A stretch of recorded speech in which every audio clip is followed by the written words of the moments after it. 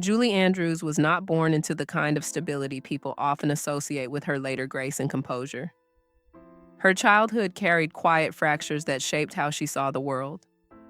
Born in 1935 in England, she grew up during a time marked by war, emotional upheaval, and financial strain. For years, she believed in a simple, secure identity, only to later discover truths about her family that unsettled her sense of belonging. That realization stayed with her, not as a dramatic moment, but as a quiet shift that made her more inward and observant. Life during wartime London added another layer of difficulty. Rationing, bombings, and uncertainty were part of daily existence. Yet even in those conditions, something steady began to form within her. She developed an early awareness that life could change quickly, and that resilience was not optional.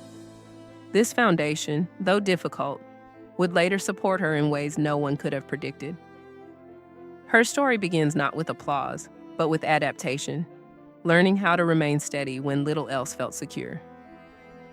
Finding strength through music did not enter her life as a luxury. It became a necessity.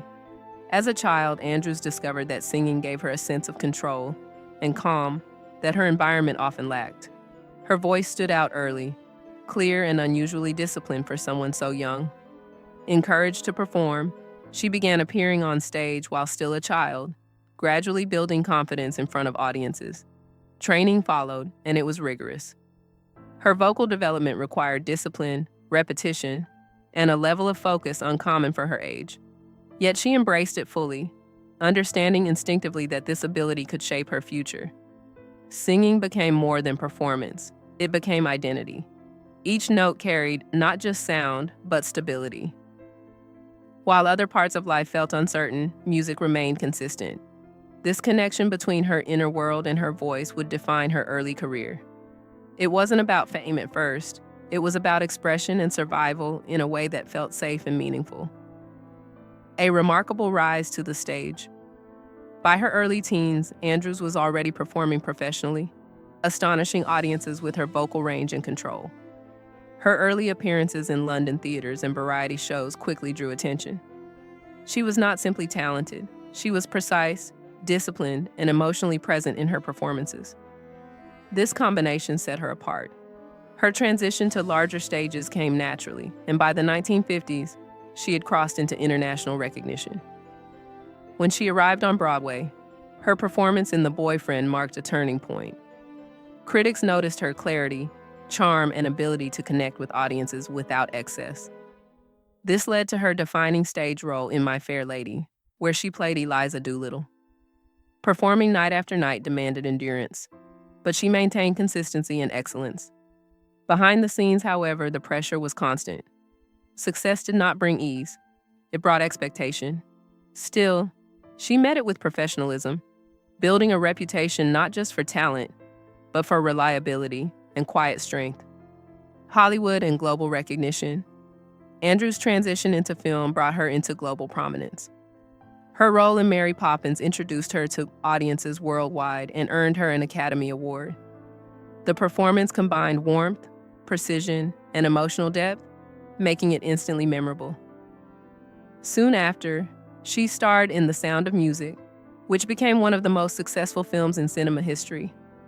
These roles defined her public image, graceful, uplifting, and vocally flawless.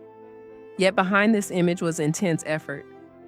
Filming conditions were often demanding, and expectations remained high.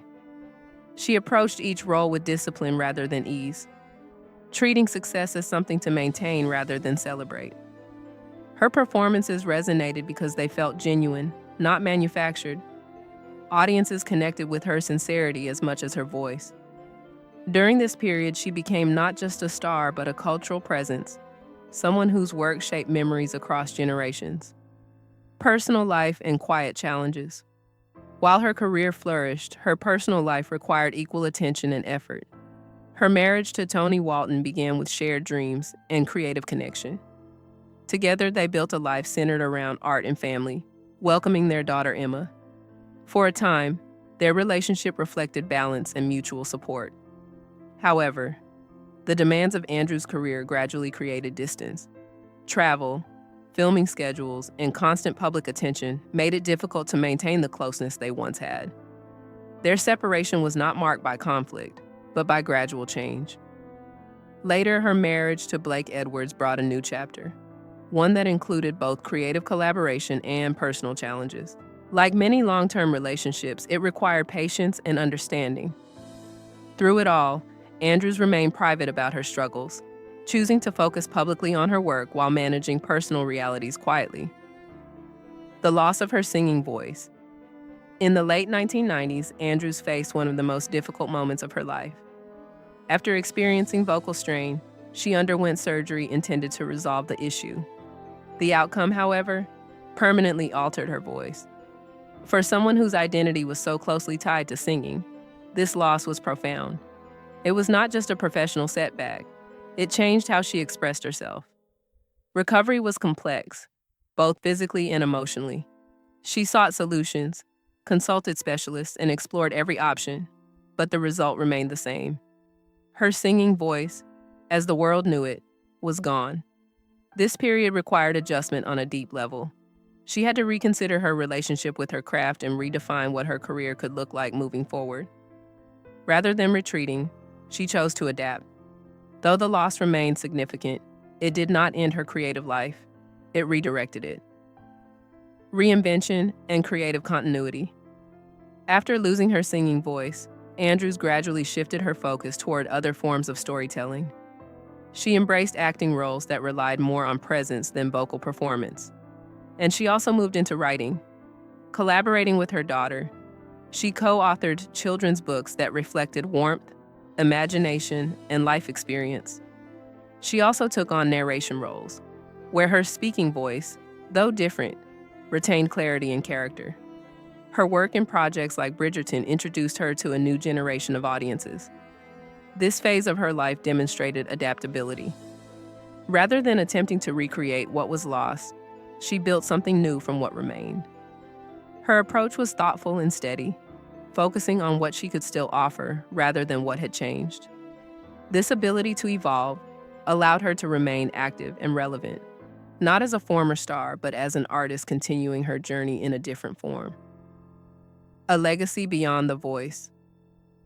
Julie Andrews' legacy extends far beyond her singing voice.